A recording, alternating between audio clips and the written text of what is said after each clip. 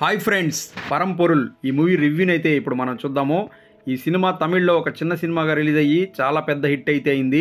ఇప్పుడు ఈ సినిమాని తెలుగులో డబ్ చేసి ఈటీవీ విన్ ఓటీటీలో అయితే రిలీజ్ చేశారు. సో తమిళ్లో ఈ సినిమా అంత పెద్ద హిట్ అవ్వడానికి రీజన్ ఏంటి, అసలు మూవీ ఎలా ఉంది, మూవీ స్టోరీ ఏంటి అనేసి అయితే ఇప్పుడు మనం చూద్దాము. సో మూవీ స్టార్ట్ అయ్యేదే మనకు ఒక మంచి ఇంట్రెస్టింగ్ పాయింట్తో అయితే స్టార్ట్ అవుతుంది.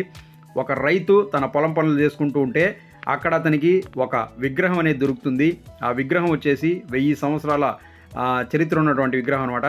ఆ విగ్రహాన్ని అతను అమ్మాలనేసి ఒకరికి చెప్తాడు. అతను వచ్చి ఆ విగ్రహాన్ని చూసిన తర్వాత ఇది చాలా కాస్ట్లీ, దీన్ని నేను తీసుకుంటానని చెప్తాడు. అక్కడి నుంచి మనకు మూవీ అనేది స్టార్ట్ అవుతుంది. సో మూవీ అంతా కూడా విగ్రహం చుట్టూనే తిరుగుతుంది అనమాట. సో ఇందులో మనకు శరత్ కుమార్ గారు అలాగే అమితాష్ వీళ్ళిద్దరైతే మెయిన్ లీడ్స్ అయితే చేశారు.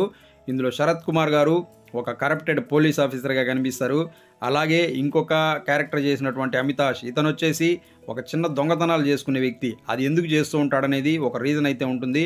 అలాగే ఇతను వచ్చేసి ఈ యొక్క పాత విగ్రహాలు ఇటువంటివి ఏవైతే ఉంటాయో వాటిని స్మగ్ల్ చేసే ఒక వ్యక్తి దగ్గర పనిచేస్తూ ఉంటాడనమాట. కాబట్టి ఇతనికి ఆ విగ్రహాల గురించి బాగా తెలిసి ఉంటుంది. సో వీళ్ళిద్దరి దగ్గరికి ఆ 1000 సంవత్సరాలు ఉన్నటువంటి ఆ విగ్రహం ఏదైతే ఉందో అది రావడం జరుగుతుంది. దాన్ని వీళ్ళు అమ్మాలనేసి ఒక గ్యాంగ్తో మాట్లాడతారు. ఆ గ్యాంగ్ కూడా తీసుకోవాలనుకుంటుంది. ఇలా మాట్లాడుకొని ఓకే చేసుకున్నప్పుడు కొన్ని కారణాల వల్ల ఆ విగ్రహం అనేది పగిలిపోతుంది. దాని తర్వాత వీళ్ళు దాన్ని డూప్లికేట్ విగ్రహం అనేది చేయిస్తారు.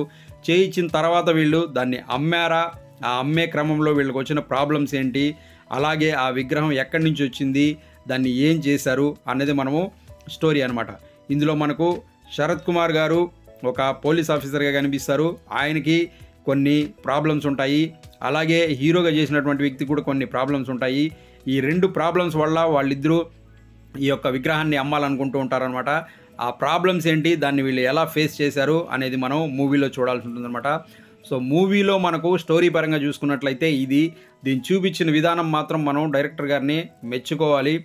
ఎందుకంటే మూవీ స్టార్టింగ్ ఫస్ట్ ఫ్రేమ్ నుంచి మనకు ఎండ్ ఫ్రేమ్ వరకు కూడా చాలా గ్రిప్పింగ్గా అయితే ఉంటుంది. స్క్రీన్ ప్లేయే స్టార్టింగ్లోనే మనకు ఒక ఇంట్రెస్టింగ్ స్టోరీ అనేది చూపించబోతున్నారనేసి అర్థమైపోతుంది. అలాగే ఎండింగ్కి వచ్చేసరికి ఆ ఎండింగ్ ట్విస్ట్ మాత్రం మీరు ఊహించరు, ఆ విధంగా అయితే ఉంటుంది. దాన్ని మాత్రం చాలా సూపర్గా డిజైన్ చేశారు. మనం చాలా మూవీస్ ఇటువంటివి చూస్తూ ఉంటాము, అంటే ఈ విధంగా సస్పెన్స్ థ్రిల్లర్ ఉన్నటువంటి మూవీస్. అటువంటి వాటిల్లో మెయిన్గా మనకు స్క్రీన్ ప్లే అనేది బాగా పనిచేయాల్సి ఉంటుంది. ఇందులో మనం ఏదైతే ఊహించుకుంటామో అది ఉండదు. అది మనం ఊహించుకున్న దానికన్నా కూడా ఇంకా వేరే ఉంటుందన్నమాట. ఆ విధంగా ఉండేటప్పుడు మనం ఖచ్చితంగా కొంచెం థ్రిల్ అయితే ఫీల్ అవుతాము. ఆ విధంగా ఉంటుందన్నమాట. స్టార్టింగ్ నుంచే మనకు ఆ విగ్రహం గురించి చూపిస్తూ వస్తారు. ఆ విగ్రహానికి సంబంధించిన డీటెయిల్డ్ ఏదైతే ఉంటుందో అది చాలా ఎక్సలెంట్గా ఉంటుంది. సో ఈ విధంగా పాత విగ్రహాలని ఎవరైతే స్మగుల్ చేస్తూ ఉంటారో వాళ్ళందరూ కూడా దాన్ని ఏ విధంగా డీల్ చేస్తారు అనేది మనకు చాలా నీట్గా అయితే చూపించారు. ఆ డీలింగ్ అంతా కూడా చాలా చాలా ఎక్సలెంట్గా ఉంటుంది. అలాగే మనకు ఇందులో మ్యూజిక్ వచ్చేసి యువన్ శంకర్ రాజా గారు ఇచ్చారు. పాటలైతే అసలు ఉన్నా కూడా లేనట్టే, అసలు అది తీసేయచ్చు, వేస్ట్ పాటలైతే ఏం బాగాలేవు. కానీ బ్యాక్గ్రౌండ్ స్కోర్ మాత్రం చాలా చాలా బాగుంది. అలాగే మెయిన్ లీడ్స్ చేసినటువంటి శరత్ కుమార్ గారు పోలీస్ ఆఫీసర్గా అన్ని సినిమాల్లో బాగా చేస్తూ ఉంటారు. ఇందులో కొంచెం నెగిటివ్ షేడ్స్ ఉన్నటువంటి క్యారెక్టర్ చేశారు. ఆయన క్యారెక్టర్ బాగుంది. అలాగే హీరోగా చేసినటువంటి అమితాష్, అతని క్యారెక్టర్ కూడా చాలా బాగుంది. హీరోయిన్ అంటే ఇంకా ఆమె ఫస్ట్ హాఫ్లో అసలు ఏముండదు, సెకండ్ హాఫ్లో కొంచెం ఉంటుంది ఆమె క్యారెక్టర్ అంతే. కానీ మూవీలో మెయిన్గా మనం మాట్లాడాల్సింది క్లైమాక్స్ ట్విస్ట్, బిఫోర్ క్లైమాక్స్ అనేటివి, అవి 2 బాగుంటాయి. కానీ ముందు నుంచి కూడా మనకు మూవీని చాలా గ్రిప్పింగ్ అయితే తీసుకొచ్చారనమాట. సో మూవీలో మనకు ఎక్కడ వేస్ట్ సీన్స్ అంటే మనకు లవ్ ట్రాక్ అని, కామెడీ ట్రాక్ అని ఇట్లాంటివన్నీ ఏమి ఉండవు. ఆ సాంగ్స్ కూడా ఊరికే జస్ట్ స్పీడ్ బ్రేకర్ లాగా వచ్చి వెళ్తూ ఉంటాయి తప్ప మిగిలిందంతా ఓకే, బాగుంటుంది. సో మూవీ ఓవరాల్గా ఎలా ఉంది అనేసి అంటే, మీకు గనక మంచి సస్పెన్స్ థ్రిల్లర్ ఉన్నటువంటి మూవీస్ నచ్చుతాయి అనుకుంటే ఈ మూవీ అయితే చూడండి. చాలా చాలా బాగా నచ్చుతుంది. క్లైమాక్స్ ట్విస్ట్ అయితే చాలా బాగుంటుంది. సో నాకైతే మూవీ చాలా చాలా బాగా నచ్చింది. ఫ్యామిలీతో చూడొచ్చా అంటే చూడొచ్చు, ఎటువంటి అభ్యంతరకర సన్నివేశాలు అయితే లేవు.